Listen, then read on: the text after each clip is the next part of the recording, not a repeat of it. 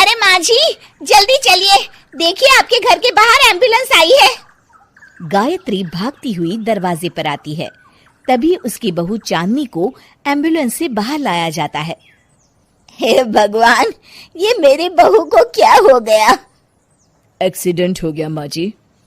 अरे लेकिन ये कैसा एक्सीडेंट है? चोट तो कहीं नजर नहीं आ रही। अरे माँ जी, दिमाग में अंदरूनी चोट लगी है और ये अपनी याददाश्त खो बैठी है। हैं? मेरी बहू याददाश्त खो बैठी है, अब क्या होगा? अब फिक्र मत करिए, बस इनका अच्छे तरीके से ख्याल रखिए। मैंने दवाइयाँ दे दी हैं, अब मैं चलता हूँ। अगले दिन अब तेरी तबीयत कैसी है बहू? बहू? किसकी बहू? हम भैरवगढ़ के ठाकुर विक्रम सिंह की बेटी रूपवती हैं। हम एक राजकुमारी हैं और तुम हमारी दासी हो बुढ़िया। अरे बेटा विशाल, बहू कैसी बहकी बातें कर रही है। अरे कुछ मत पूछो माँ, रात को मुझसे अपने पैर दबा रही थी। सर पर चोट लगने की वजह से इसका दिमाग पूरी तरह खराब हो गया है और ये अपने आप को राजकुमारी समझ रही है। तभी वहां चांदनी आ जाती है। तुम दोनों यहाँ क्या खुसुर फुसुर कर रहे हो? कहीं तुम दोनों मिलकर हमारे खिलाफ कोई षड्यंत्र तो नहीं रच रहे हो? हम तुम्हारा सर तलवार से उड़वा देंगे, समझे? अरे नहीं नहीं राजकुमारी जी, हम तो आपके सेवक हैं। भला हमारी इतनी हिम्मत। कहिए, आपने यहाँ हॉल में आने का कष्ट कैसे किया? हमें बहुत भूख लगी है। ए दासी, जल्दी से हमारे लिए भोजन का प्रबंध करो। आज हम शाही कबाब खाएंगे। विशाल अपनी माँ को चांदनी की बात मानने के लिए इशारा करता है। ठीक है राजकुमारी जी, मैं अभी आपके लिए भोजन लेकर आती हूँ। इस तरह विशाल और उसकी माँ ना चाहते हुए भी चांदनी की जी हजूरी में लगे रहते हैं। लाओ माँ, जल्दी से मेरा टिफिन दो, मुझे देर हो रही है। अरे ठहर जा, जरा दम तो लेने दे मुझे। सारे घर का काम मुझे अकेली को करना पड़ता है। तेरी बीवी तो राजकुमारी बनी बैठी है, सारा दिन हुक्म चलाती रहती है। अरे माँ, मेरा भी तो यही हाल है। फिलहाल तुम मेरा टिफिन दे दो, मैं चला। रुको, कहाँ जा रहे हो? अरे मर गया रे, ये कहाँ से आ धमकी? आज हमारा जुहू चौपाटी घूमने का मूड है और हमें अपने लिए नई साड़ियाँ भी खरीदनी है। चलो जल्दी से अपना वाहन निकालो और हमें ले चलो। अरे अब तो मैं गया काम से। अगर आज मैं वक्त पे ऑफिस नहीं पहुंचा तो मेरा बॉस मुझे नौकरी से निकाल देगा। मरता क्या न करता। आखिरकार विशाल चांदनी को घुमाने ले जाता है और चांदनी अपने लिए ढेर सारी शॉपिंग भी करती है। ए दासी, टीवी पर कपिल शर्मा के आने का समय हो गया है, जल्दी से टीवी शुरू करो। अरे वाह, कपिल शर्मा तुझे याद है, बाकी कुछ याद नहीं। बहू तू तो बड़ी चालू लगती है, अपने फायदे की हर चीज तुझे याद रहती है। मैं तो तेरी इस अजीब बीमारी से परेशान हो गई हूँ। अगले दिन, अरे डॉक्टर साहब, आप इतने दिन से मेरी बहू का इलाज कर रहे हैं, लेकिन उसकी बीमारी तो सुधरने के बजाय और बढ़ती जा रही है। अरे माँ जी, ये दिमागी बीमारी है। बेचारी की याददाश्त चली गई है, वापस आने में थोड़ा वक्त तो लगेगा ही ना। गायत्री डॉक्टर से बात कर ही रही होती है कि तभी उसकी पुरानी सहेली शीला वहां आ जाती है। शीला को देख अचानक डॉक्टर घबरा जाते हैं। अच्छा माँ जी, मुझे एक मरीज को अर्जेंट देखने जाना है, मैं चलता हूँ। ये कौन था? अरे अब क्या बताऊं शीला, एक एक्सीडेंट भी मेरी बहू की याददाश्त चली गई है। ये डॉक्टर उसका इलाज कर रहा है। ये डॉक्टर कब से बन गया? अरे ये तो चमन पान वाले का लड़का है, सारा दिन नौटंकी करता रहता है। अच्छा तो ये बात है, अब मैं समझी। मेरी बहू और ये पान वाले का लड़का दोनों मिलकर मुझे बेवकूफ बना रहे थे। चल तू मेरे साथ। गायत्री शीला को एक बड़ा सा डंडा हाथ में देकर अपनी बहू चांदनी के कमरे में ले जाती है। बहू, ये मेरी सहेली है, एक डॉक्टर है। इसने तेरे जैसे न जाने कितनों का इलाज 2 मिनट में कर दिया है। इसका कहना है कि सर पर जहाँ चोट लगी हो, अगर उसी जगह दोबारा किसी बड़े डंडे से जोर से मारा जाए तो मरीज की याददाश्त वापस आ जाती है। देख, हम डंडा भी लाए हैं।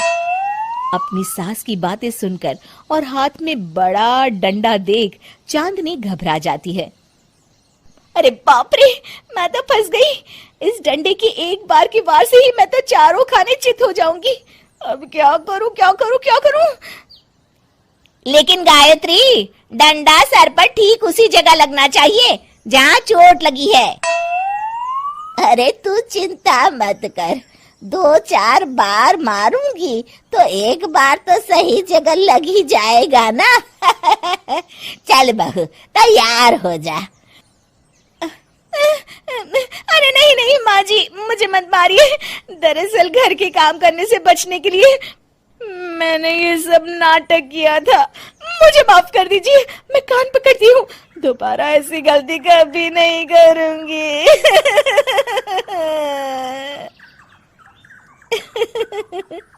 क्यों दोस्तों, कहानी कैसी लगी हमें जरूर बताइएगा। विधवा बहू का फैसला। महक की शादी रोहन से होती है। रोहन माँ बाप का इकलौता बेटा होता है, लेकिन फिर किसी कारण से रोहन की मौत हो जाती है। बेटा महक, तेरे आगे इतनी बड़ी जिंदगी है, फिर बच्चों की भी जिम्मेदारी। तू कोई काम कर ले। मैं तो कहती हूँ रोहन के ऑफिस में ही बात कर ले, शायद तेरे लिए कोई काम निकल आए।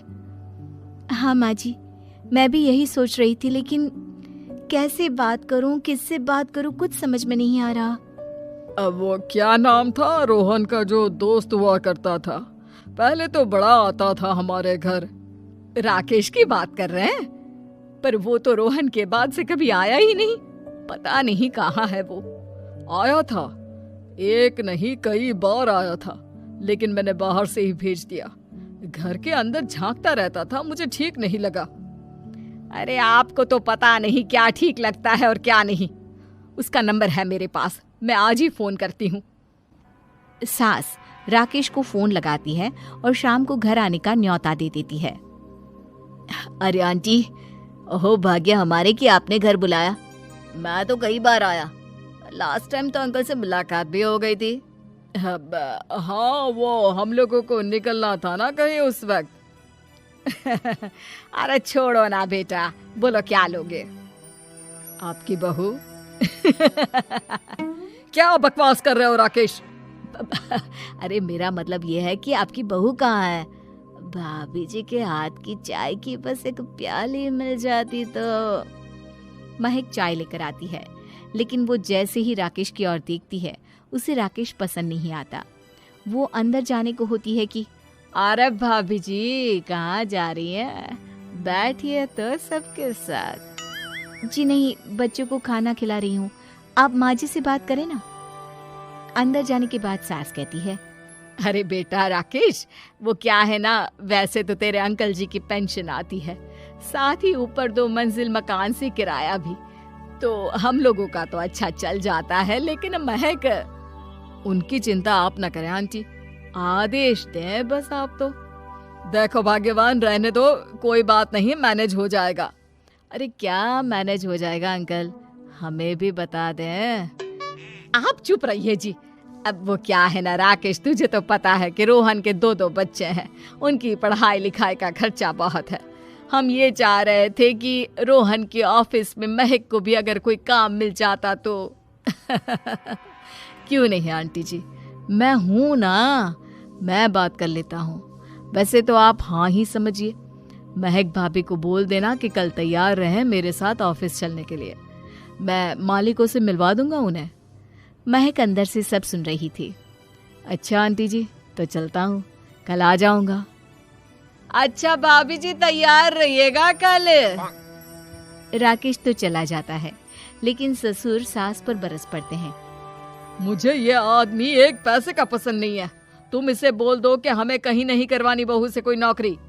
अरे क्यों नहीं करवानी? सारा पैसा मैं इसके बच्चे और इसी पर उड़ा दूंगी, तो मेरी बेटी को क्या दूंगी? जरूरत क्या है तुम्हारी बेटी को तुम्हारे पैसे की? अरे वो तो पहले ही बड़े पैसे वाले घर की बहू है। अपनी बहू की सोचो जो अब तुम्हारी बेटी जैसी है। बच्चे रोहन की आखिरी निशानी है। अरे अपना भाषण अपने पास रखो। सारा दिन घर पर बैठी रोटियां तोड़ेगी, तो काम करे ना कुछ बाहर जाकर। बहू सब सुन रही होती है। वो अगली सुबह बिना मन के तैयार तो हो जाती है, लेकिन जैसे ही राकेश आता है, क्या बात है भाभी जी, रेडी हैं? तो फिर चले डेट पर, मतलब इंटरव्यू पर। महक सामने आती है कि सामने ससुर जी खड़े होते हैं। हाँ महक बेटा, आओ चलते हैं, मैं भी चल रहा हूँ। ससुर को तैयार देखकर राकेश का चेहरा बन जाता है। अंकल जी आप परेशान हो जाएंगे। अरे रहने दीजिए ना, धूप भी बहुत है। वैसे भी स्कूटर में तो 2 लोग ही बैठ सकते हैं ना। तो तुम चलो, मैं बहू के साथ अपनी कार से आ जाता हूँ। महक ससुर जी को देखकर खुश हो जाती है, उसे शांति हो जाती है। वो लोग रोहन के ऑफिस जाते हैं, जहाँ बॉस कहते हैं, नमस्ते अंकल। नमस्ते महक, कैसे हैं आप लोग? रोहन का सुनकर बहुत दुख हुआ अंकल। वैसे कैसे आना हुआ? बेटा, क्या हमारी बहू के लिए तुम्हारी ऑफिस में कोई काम मिल सकता है? हमने राकेश से इसी सिलसिले में तुमसे बात करने को कहा था। उसी के कहने पर हम दोनों तुमसे मिलने आए हैं। राकेश ने तो कोई बात नहीं की। ऊपर से उसने तो आज की छुट्टी ले रखी है, ऑफिस भी नहीं आया। बोल रहा था जरूरी काम से जाना है। महक और ससुर एक दूसरे को देखने लगते हैं। वैसे महक, क्या किया है आपने? I mean, इंग्लिश कैसी है आपकी? महक बॉस से अपनी पढ़ाई लिखाई और क्वालिफिकेशन के बारे में सब कुछ बताती है। ग्रेट, आपके लिए काम तो है, लेकिन ऑफिस में नहीं। सर, मेरे बच्चे छोटे हैं, मैं फील्ड में काम नहीं कर सकती हूँ। मतलब वो काम घर से करना है, घर से रहकर बच्चे भी देखें और घर भी देखें। लेकिन हाँ, काम जरूर से करें। वो काम डाटा एंट्री का है, तो जब भी वक्त मिले काम करें, और इसके हम आपको अच्छे पैसे भी देंगे। महक बॉस की बात सुनकर खुश हो जाती है, उन्हें थैंक्स बोलकर घर आ जाती है। किसके साथ भेज रही थी तुम महक को? अरे वो कमीना, उसने तो ऑफिस से छुट्टी ले रखी थी, बात भी नहीं की थी उसने बॉस से बहू के काम के लिए। वो तो अच्छा हुआ कि मैं साथ में चला गया। हाँ ठीक है, नौकरी मिल गई ना, इतना ही काफी है। समय बीतता है और एक दिन फिर दरवाजे पर दस्तक होती है। घर पर कोई नहीं था। महक दरवाजा खोलती है, देखती है तो सामने है राकेश। नमस्ते भाभी जी। नमस्ते, घर पर कोई नहीं है, आप कल आइएगा। अरे अरे अरे, कैसी बात कर रही हैं भाभी जी, हम तो आपकी मदद के लिए आए हैं। वो क्या है ना, अंकल जी का फोन आया था कि आपको किसी मदद की जरूरत है। महक को आश्चर्य होता है कि उसके ससुर ने राकेश को फोन क्यों किया। वो ससुर जी को फोन करती है, लेकिन फोन नहीं लगता। नहीं, हम लोगों को किसी भी चीज की जरूरत नहीं है, आप जा सकते हैं। अच्छा, एक कप चाय तो पिला दीजिए। महक चाय लेकर आती है। चाय पीने के बाद, रोहन मेरा बहुत अच्छा दोस्त था। उसने मुझसे कहा था कि वो रहे ना रहे, उसके घर वालों का, खास करके आपका ख्याल मुझे ही रखना है। तो मैं कल फिर आऊंगा भाभी जी। नहीं, माता पिताजी है नहीं, वो 4-5 दिन बाद आएंगे। आप उन लोगों के आने के बाद ही आइएगा। मुझे ये सब ठीक नहीं लगता। अरे छोड़िए ना भाभी जी, लोगों का तो काम है कहना। मेरा मतलब है वो तो बोलते ही रहेंगे। आता हूँ मैं कल। महक को अब गुस्सा आ जाता है। हमेशा शांत और मधुर बोलने वाली महक पहली बार जिंदगी में फैसला लेती है, और फैसला होता है राकेश को सबक सिखाने का। बड़े बेशर्म हैं आप। किसने कहा आपको कि आप आए? अरे भैया, साफ साफ बोला ना कि नहीं जरूरत है किसी की मदद की। मैं अकेले सक्षम हूँ अपना घर संभालने के लिए। आज आखिरी बार बोल रही हूँ, इस घर की तरफ आंख उठाकर भी देखा ना तो देख लेना, वरना वरना पुलिस के हवाले कर दूंगी। निकलो यहाँ से या धक्के मार कर निकालूं। पुलिस का नाम सुनते ही राकेश वहां से 9-2-11 हो जाता है और महक को अपने फैसले पर गर्व होता है।